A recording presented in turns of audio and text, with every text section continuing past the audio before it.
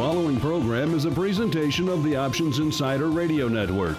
For more programs, visit www.theoptionsinsider.com or search for Options Insider Radio in iTunes.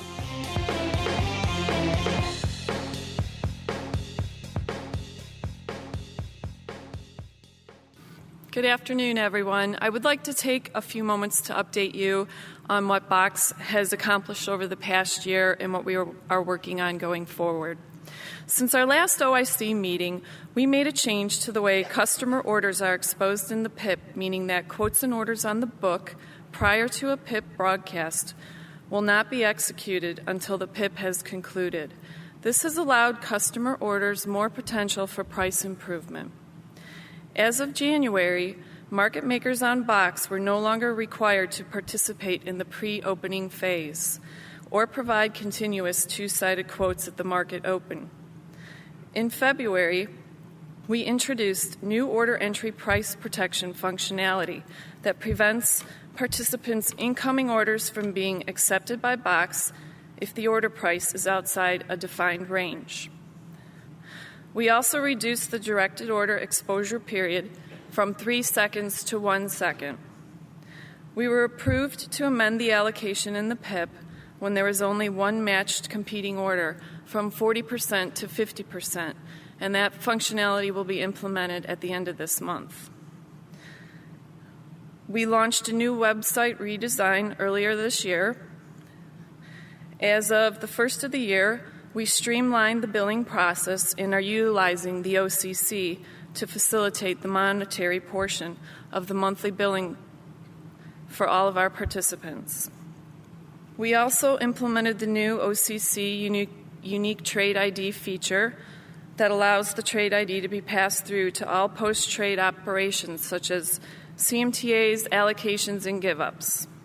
We also have made our high-speed market data vendor feed available to non-participants for the first time. We are making a significant investment this summer to our core network infrastructure to improve overall latency. One milestone that I would like to note is that in October, Box crossed the $400 million threshold in price improvement savings for our customers since we launched in 2004, and to date those savings are over $424 million. I would also like to mention that Box hired Ed Boyle in January as Senior Vice President of our Business Development and Strategy. I, for one, am very excited to be working with Ed, and I know the entire Box team is as well. I have to say, you truly haven't worked in the options business unless you worked with a Boyle. And for me, this is the second time I've worked with a Boyle. So now on to a couple of important things that I'm sure you are anxiously waiting to hear. I know we've talked about launching our complex order book over the past year. After much work on the regulatory side, we finally received approval this past Monday. We are planning to launch the complex order book on Friday, May 3rd, with 27 symbols, implied pricing, and MBBO protections on spreads. The next item worth mentioning is the launch of the Jumbo SPY product, which is currently pending regulatory approval. We are very excited to be launching this product and confident we will receive approval. We'd be happy to speak with you on any of these new items that we're going to be launching, our complex pricing, as well as the functionality of the complex order book, as well as Jumbo SPY. Thank you.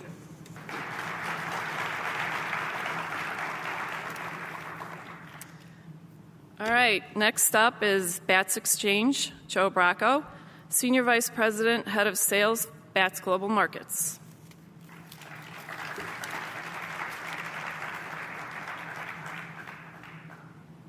Thanks, Patty. I want to thank David and CBOE for hosting this event.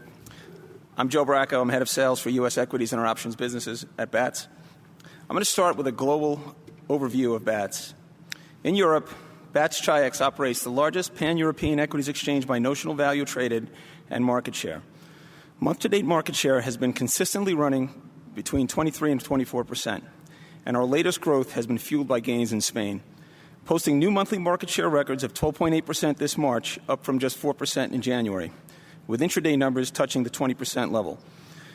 We will be one of 4 equal shareholders in the planned merger between EMCF and EuroCCP, which will create the largest pan-European clearinghouse. This combined entity will make European clearing simpler and less fragmented. Additionally, in Europe, we're working toward recognized investment exchange status. As an exchange, we'll have a larger voice in driving changes in market structure, and we also like the possibilities to expand our reach and offerings, particularly the chance to pursue a listings business where we plan to compete for opportunities, especially in the ETF segment. As the only true pan-European exchange, we'll solve some of the distribution issues that issuers have faced with the single-country exchanges. Here in the U.S., our cash equities market share has been running between 11 and 12%, placing BATS as the third largest U.S. stock exchange. Our listings business continues to grow in the ETF space, and we've recently welcomed ProShares, the second fund family to the list on BATS, joining BlackRock's iShares. Together, the two list a combined 18 ETFs.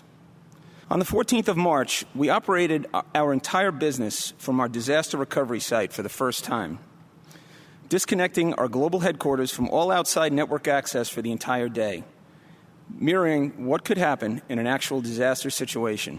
This was the first time we took our headquarters facility completely offline. We did this with no disruption in our service or performance to our customers.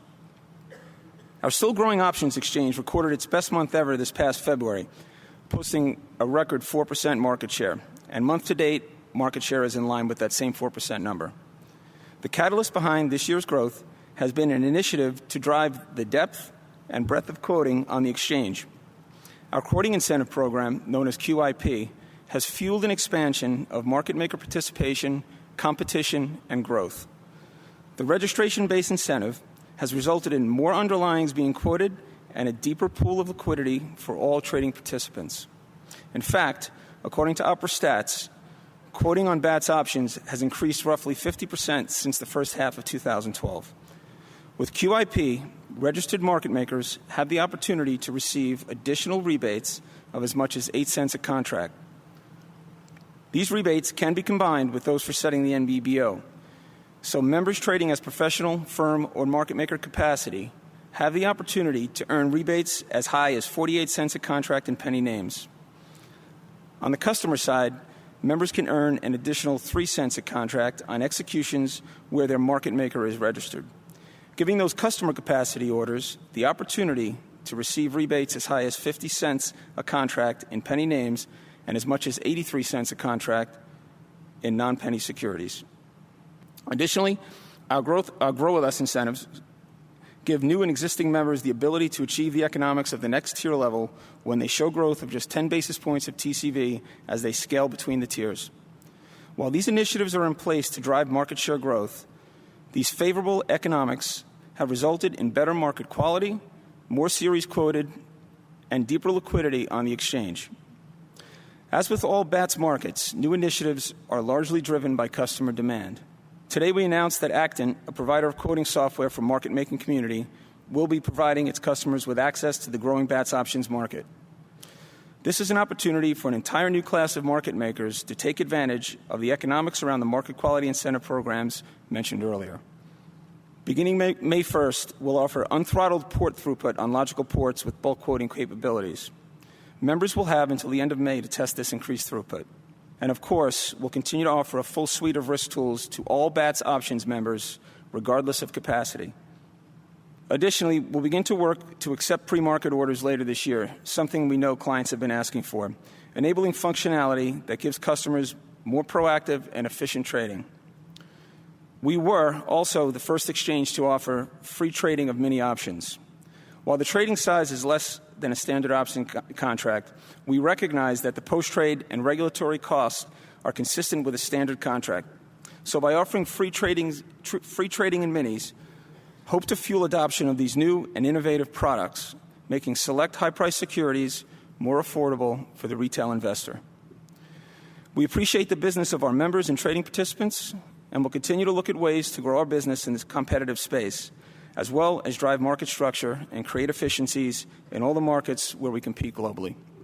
Thank you.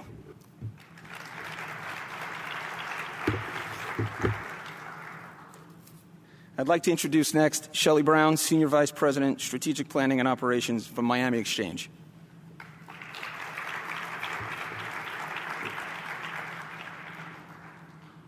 Good afternoon. Shelley Brown with MIAX Options, and we're glad to finally be here. This isn't really an update today. It's an introduction to MIAX because we are the newest exchange in the block. We weren't here to participate in the debate last year. We think 11 exchanges is about right. That being said, MIAX Options completed their initial rollout last week. We've now listed just over 600 stocks, including most of the top 600 multi-listed classes. The exchange is based on exceptional technology built in-house by Doug Schaefer and his tech team. They've built a system that, during the rollout, has caused zero trading errors, zero technological problems. Systems run very smoothly so far. Knock on wood if I could find some.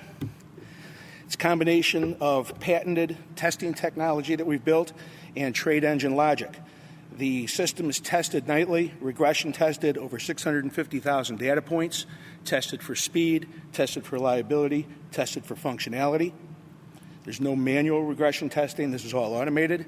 That same testing harness was used pre-launch for creating the exchange. That same testing is also used whenever we are adding new software to the system. The system design includes 24 matching engines. The products are split alphabetically across those matching engines with 3 exceptions. We have a separate engine each for Apple, Google, and Spiders. Each matching engine can handle approximately 1 million quotes per second. The other advantage we've built into the system is we've effectively built our obvious error rules right into the matching engine. The matching engine will not allow a trade to occur that would violate any of our obvious error rules. Talk a little bit about performance. The measurements I'm going to give you are measured at the outer edge of our network from the customer-facing interface in and then back out the door. All those messages are monitored real-time during the trading day. The quoting system performance, with no load, we turn around a single quote block in approximately 18 microseconds, 50 quote block in 85 microseconds. But what matters is what happens under load. First 10 seconds of the day measurements. These are recent measurements since we completed the rollout. Single quote block in the first 10 seconds of the day. Average turnaround is 33 mics.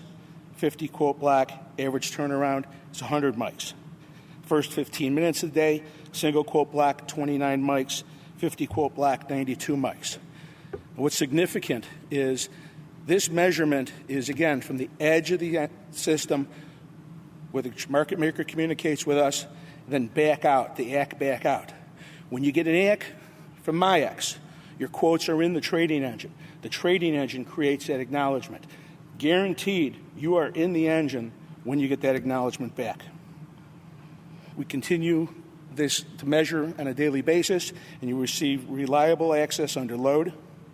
The first 15 minutes of the trading day, single quote block averages 29 mics, 50 quote block, 92 mics.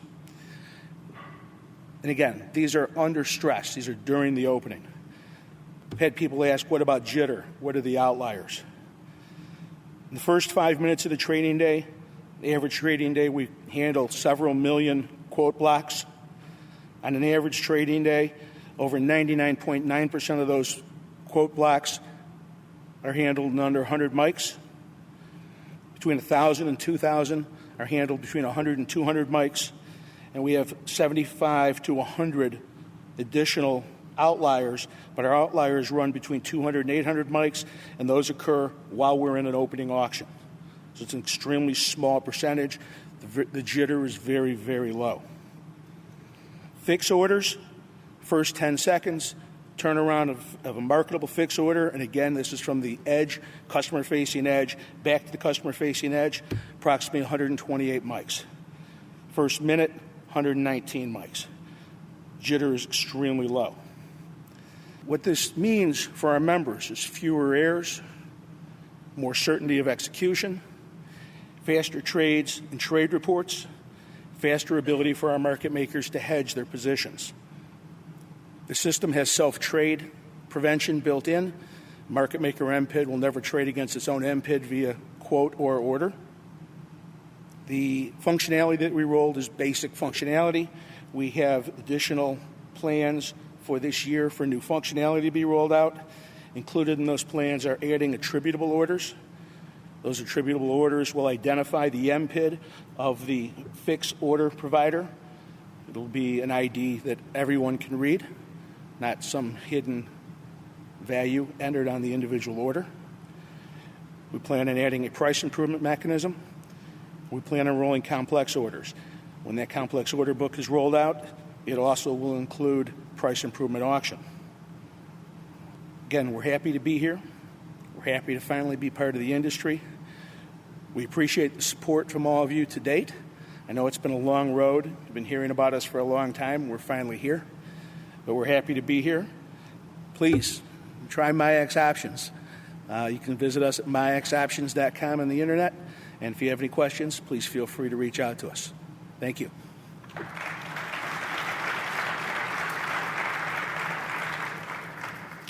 And the next speaker is ISE, Geraldine.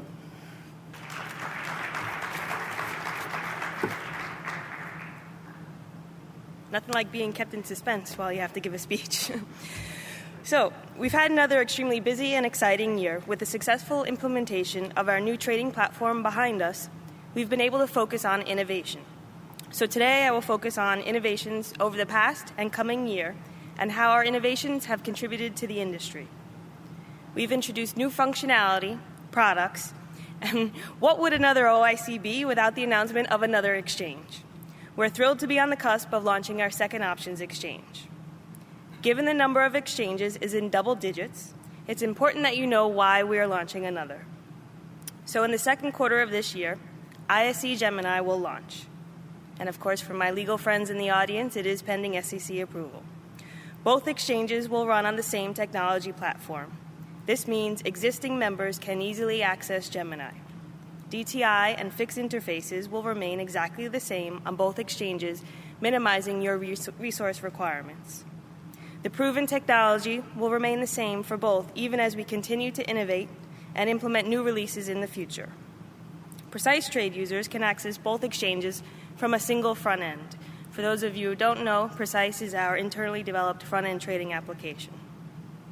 Not only are we minimizing the effort and cost for members to connect to the second exchange, but we will also continue to provide the ISE high standard of customer service, as all of your contacts will be the same for both exchanges. We still strongly believe in our patented customer priority pro rata allocation model. Gemini will have that same model. Members of ISE and Gemini will benefit from the same market model, technology platform, customer service, while also having a choice in fee models. Gemini will have a very different approach to fees than ISE, which of course will be announced closer to launch. But today I can tell you that all membership, connectivity, and market data fees will be waived until year end. We continue to innovate in the world of complex orders. It has been a year since we introduced implied orders. And as expected, implied orders have both dramatically increased our fill rate and tightened ISE's BBO. Implied orders display liquidity from the complex book on the regular order book published to Opera. Over 13 million contracts have traded as a result of implied orders so far, and yet there are additional enhancements coming later this year that will further increase the fill rate. In addition to implied orders, we also enhanced our complex order book by introducing 4 new venues for a total of 5 to source liquidity for the equity leg of stock option orders. Soon, 2 additional venues will be added. These new destinations have deepened liquidity and increased fill rates for stock option orders while simultaneously reducing the cost per share. Buy rights and delta neutrals are a growing part of ISE total volume. A third enhancement to our complex order book is coming in June. In response to customer demand, we will begin supporting the ability to prevent complex orders from trading through the MBBO on any individual leg. When indicated, complex orders will never trade through for the life of the order, from order entry to either being filled or canceled. Such orders will rest on the book until they can execute. As a result of these innovations, we continue to maintain the industry-leading complex order book. And on the new product front, ISE led the industry along with our friends at NYSE through the development and launch of mini options. As a new product, minis have been well received with an ADV of over 60,000 contracts in the first 2 months alone. As more retail brokers begin to support minis, we expect the product will continue to grow. And I'll finish by mentioning that ISE won Most Innovative Exchange Technology in the Options World at Wall Street Letter's 2013 Institutional Trading Awards. This is a testament to our dedication to being an industry leader. After hearing our innovations over the past year and what's to come, I hope you'd all agree. We look forward to maintaining this recognition with technology enhancements planned in the year ahead. Thank you.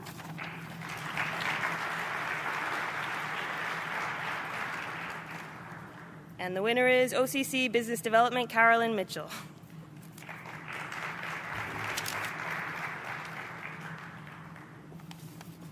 All right, there's a lot of suspense about who's going last at this point. All right, so thank you. There's still a lot of you out there, which is great.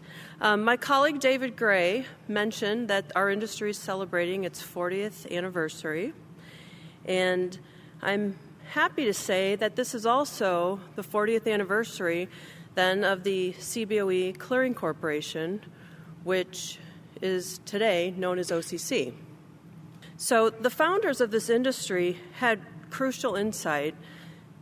They realized that in creating a trading market with a clearing function to satisfy the demand for listed options. Okay, so creating a clearing function that served as the buyer for every seller and the seller for every buyer allowed individual participants to no longer have to rely on the creditworthiness of the person on the other side of the trade. And the mechanism that made that possible was, in fact, OCC. So OCC is proud to celebrate its 40th anniversary in this industry, 40 years of providing safety and risk management and market integrity to the options markets, and as we grew to other derivative markets as well. Now, few industries have seen such transformations over the past 40 years as our industry has. From one exchange that listed call options on 16 stocks back in 1973 to 11 options exchanges today that traded more than 4 billion contracts last year on approximately 3,000 different underlyings. And as we celebrate the rich history of our industry this month, at OCC we remain very focused on the issues that our industry is facing now and the issues that we're going to all be facing in the years to come. So let's skip ahead from 1973 to the present. As a horizontal clearinghouse in the truest sense of the word, we now provide clearing and settlement services for 17 different exchanges and trading platforms for options, financial and commodity futures, security futures, and security lending transactions. If we look at volume last year, in 2012, OCC cleared 57% of the listed derivatives in the United States, totaling 4 billion contracts. Now, this represented a 12% decline from 2011's record-breaking volume, and it's the first time in a decade that options volume did not set a new annual record. For the first quarter in 2013, options volume is down 17%. Now, if we look on the other side of our business, on the futures side, futures volume cleared by OCC in 2012 totaled 38 million contracts and set a new record for OCC cleared futures volume. And stock loan activity was a success, up 31%, with 973,000 new loan transactions and an average daily loan value of nearly $36 billion. First quarter of 2013, stock loan activity is up 33% over 2012. So in other news, in 2012, OCC was designated a SIFMA, a systemically important financial market utility, affirming the critical role that OCC provides in this industry. At OCC, we welcome this designation, and we're committed to meeting the highest standards of risk management that comes with this designation. To date, in 2013, there's been no slowdown in activity. Change in our industry is the new normal. We continue to manage mounting regulatory requirements and changes, and also the influx of new and competing market participants and also new products. As an industry utility, we work very hard to provide highly efficient solutions to the industry. Our clearing fee in 2012 averaged 1.7 cents per cleared contract, and we returned $50 million back in the form of refunds and discounts to our members. Now, I briefly want to talk about three projects I'll just give you a quick status on. The first is OTC. Many of you who have been here year after year are probably tired of hearing me talk about OTC. But I will tell you that I am very confident now that we're close to having all the regulatory approvals that we need to launch clearing for OTC index options. I expect to complete this approval process this summer, which would allow us to launch the dealer-to-dealer solution in August, followed by a dealer-to-client solution probably in late third quarter, early fourth quarter. Another new product that we're working on, building on our relationship with AQS, we're working with them to construct a clearing solution for AQS equity repo, where OCC would serve as a central counterparty clearer. This project has gained broad support from the repo industry participants and regulators. And then lastly, I just want to mention that the industry-wide project to move expiration processing from Saturday mornings to Friday night is on track, and the first Friday night expiration is still set for June 21st, and currently we are in testing with all of our members. So as we look forward to the future, we're confident in OCC on the strengths that distinguish OCC amongst clearing organizations, and that is our experience in the derivative markets, our state-of-the-art clearing system, rigorous risk management practices, and stringent quality controls. These are the same operating practices that have defined us over the past 40 years and will continue to define us in the years ahead. And now it is no surprise, but I'm still, it's interesting that there's actually more than one name in here. There is actually ISC again, but I'm not going to put you through it because I think you were nervous, right? So I'm happy to introduce Ellen Greene from the SIFMA Options Committee. She's VP of Financial Service Operations.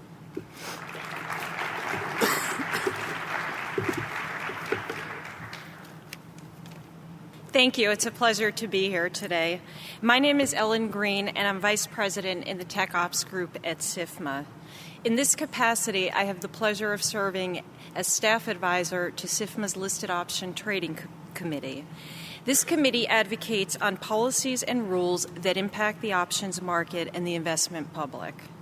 SIFMA's Listed Trading Options Committee recently experienced a change in leadership. The committee is now chaired by Mike Juniman of Citadel and is co-chaired by Joe Solito of Susquehanna. I'd like to thank Jimmy Boyle for his leadership over the last 2 years. His guidance left the committee well positioned for future success. Consistent with SIFMA's mission, our committee is focused on market structure issues that impact the options market, such as limit up, limit down, minis, and pennies. Given the breadth of other events that affect the market, our committee utilizes other resources within SIFMA to advocate the industry's recommendation on SEC rules, such as the Consolidated Audit Trail, and legislative proposals such as the Camp Financial legislation.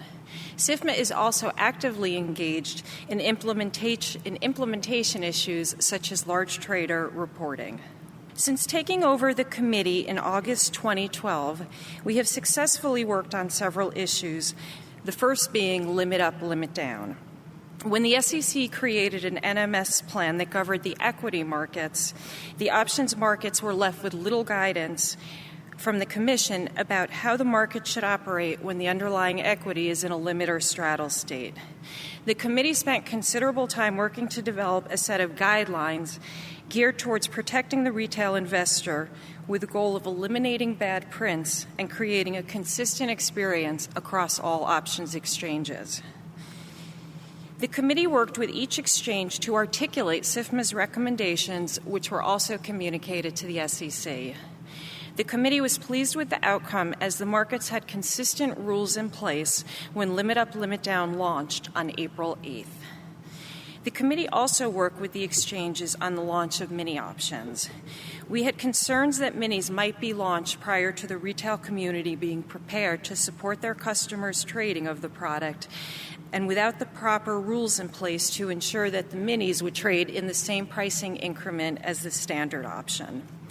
The exchanges were receptive to postpone the launch until March, which has provided time for the SEC to approve SIBO's rule filing, which was supported by SIFMA, that allowed the minis to trade in the same increment as the standard. And as we've heard before, the product launched without a hitch on March 18th. Another concern that piqued our interest relates to catastrophic errors. SIFMA recently wrote a comment letter on a PHLX rule filing that was subsequently approved by the SEC. The rule allows the exchange to bust a customer trade if the trade is deemed to be a catastrophic error and the adjusted price would violate the customer limit price. The filing stemmed from an actual event, and SIFMA applauds the extra protection that the rule provides to retail investors. During SIFMA's meeting this morning with the exchanges, we did recommend that each and every exchange adopt a rule similar to PHLX. We're also working with the exchanges on their overall obvious and catastrophic errors policies with a goal of creating a consistent set of rules across the industry. This would benefit both exchange members and their customers. As the committee looks forward to the remainder of 2013, there are several items that we are currently engaged in. During this conference, I anticipate pennies will be a big topic of conversation. The pilot is set to expire on June 30th, and SIFMA supports the SEC approval of permanent rules. Already, a healthy debate has developed about the number of names that should remain in the program. Regardless of the eventual number, SIFMA will advocate with the exchanges and the SEC that the numbers should be consistent across all exchanges and that there should be a set of policies and procedures to move names in and out of pennies seamlessly. Our committee is also examining risk controls, such as QRM, that are in place on the exchanges for market makers and order entry participants. We are in our data collection phase and will be working with the exchanges to determine if there should be a minimum set of standards that would represent best practices across the industry for risk mitigation. Along those lines, during our meeting with the exchanges this morning, we did receive an update from each exchange on market callers, which are designed to prevent market orders from executing at bad prices. This dovetails well into the work the committee is doing on obvious and catastrophic errors. Lastly, the committee is reviewing ORF. Our first step is to create transparency for our members into the various exchange rules and fees. As we continue our work, it is likely we will recommend to the exchanges that ORF fees be set and implemented on predefined dates so that the industry can anticipate with certainty when rate changes will be announced and implemented. There is currently confusion in the industry about the various rates and collection processes, and it would benefit the retail community if there was more transparency in this process. As a whole, SIFMA is also engaged in issues that impact the markets, including the options industry. SIFMA is actively working on large trader reporting, and through our advocacy efforts, the next phase was postponed until November. We are holding weekly meetings with our members to discuss file transfer protocols to ensure that reporters will have the execution times as required by the rule.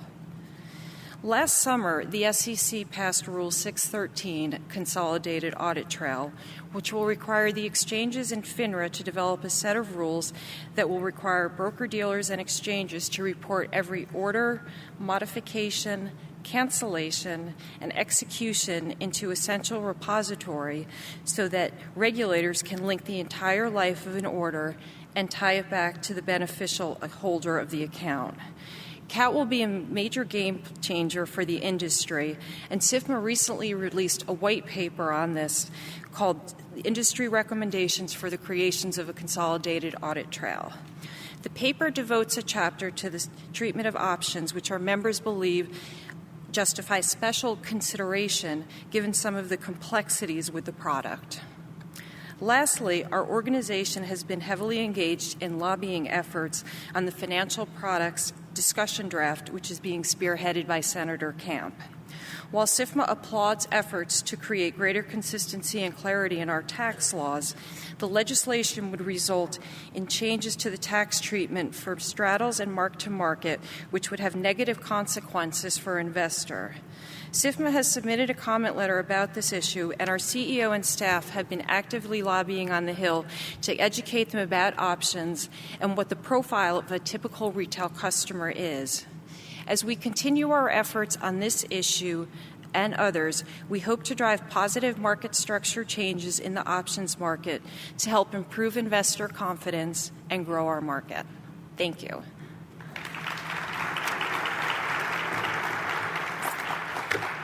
And I'd like to turn it back over to David. Thank you, Ellen. Appreciate it. On behalf of the OCC, the OIC, and all of my colleagues at the exchanges, we thank you for taking time today to be with us. I just want to take a moment to remind everybody that the exhibition hall opens at 5:20 today, which I believe is in 20 minutes. That also involves the cocktail hour. And then at 6:30 tonight, we have the dinner by the pool, also involving cocktails. So thank you very much once again for your time. We appreciate it, and welcome. The preceding program was a presentation of the Options Insider Radio Network. For more programs, visit www.theoptionsinsider.com/radio or search for Options Insider Radio in iTunes.